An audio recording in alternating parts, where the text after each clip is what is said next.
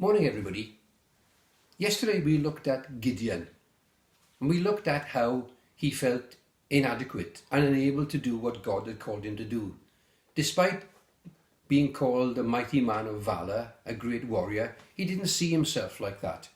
And yet ultimately he was a great man and he won a victory over the Midianites. Now before that, God challenged him to do something.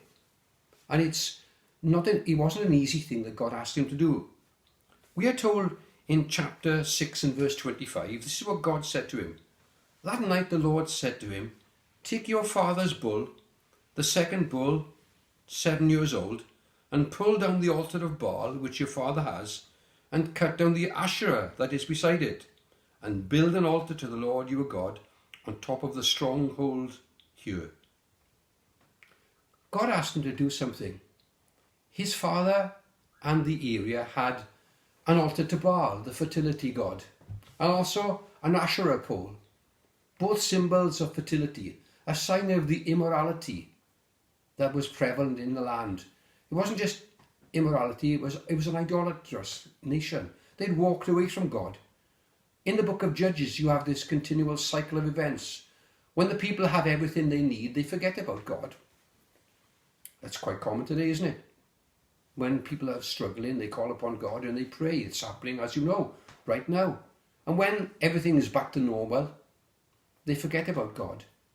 And I just pray that people won't do that and they remember him. But here in Judges, they rebelled against God and disaster came their way. And then God raised up a judge. They repented and God gave them deliverance. And here, God is asking Gideon to do something that's going to be tough.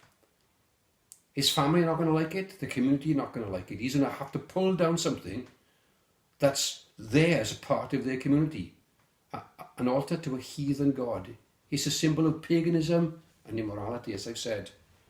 And we are told that Gideon, this mighty man of valour, does it at night.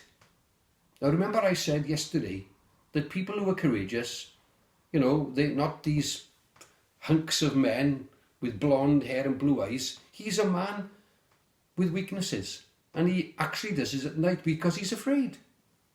And sometimes courage is displayed despite our fear. Also, we are told here that he takes 10 men with him. You'd think, wouldn't you, that when God says, I'll be with you, Gideon could do it on his own. But you can't always do it on your own, We need help to do the things that God has called us to do. And courage doesn't mean that we can't have help from others. That's what church is about. Church is a place where you can be sustained and strengthened. You can be courageous, but there are times when you need the assistance of other people to get you through stuff. And here he's asked to knock something down, to flatten something, because unless he does it, that stronghold, it's called here, will be over his family for generations to come.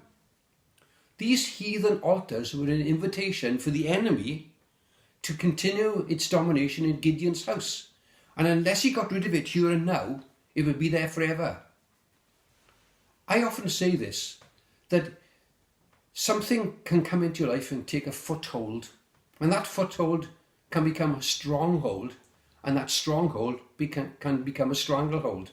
What we allow into our lives, quite innocuously, becomes very powerful. What have we allowed into our lives that shouldn't be there? Have we allowed a relationship in that we shouldn't be in? Have we allowed ourselves to be part of something that we shouldn't be part of? And it's taking over our lives. And God is taking a back seat and we're slipping out of the back door of our lives. See, it doesn't seem as if it's going to be important. People who take drugs, they don't intend to be drug addicts. They don't think it'll actually take over, but it does. People who start drinking alcohol don't mean to be alcoholics, but it takes over. It gets a foothold, doesn't it? And then it takes over and strangles you. And actually strangles the life out of you. You don't mean to have an immoral relationship with that other lady, it's just friendship. But little footholds become strongholds, become strongholds. So we've got to be careful. And we need help to overcome those things, don't we? We can't always do these things on our own. So courage also means that we need help from others in that courage. But this pulling down the stronghold is only half the battle, you know. Because here we are told that when he pulled down the stronghold, he had to build something in its place. It says here, build an altar to the Lord.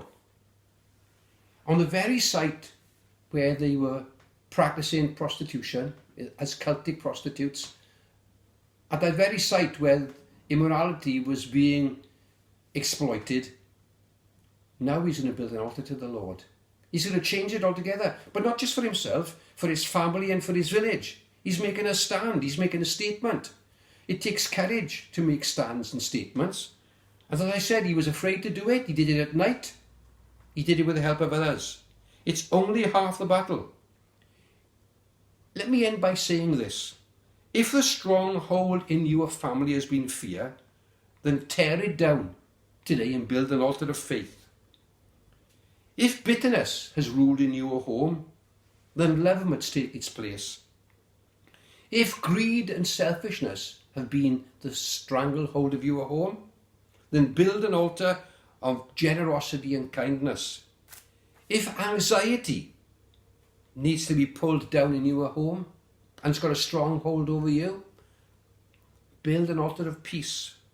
If unfaithfulness has characterized your home, build loyalty.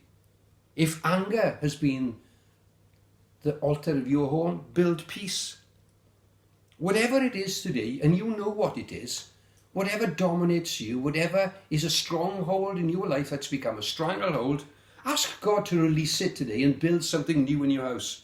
Build an altar for God in your house today, whatever it means for you. It's time to get serious today. Start pulling down those things that limit you and strangle you and bind you, because you're not only doing it for you, you're doing it for future generations.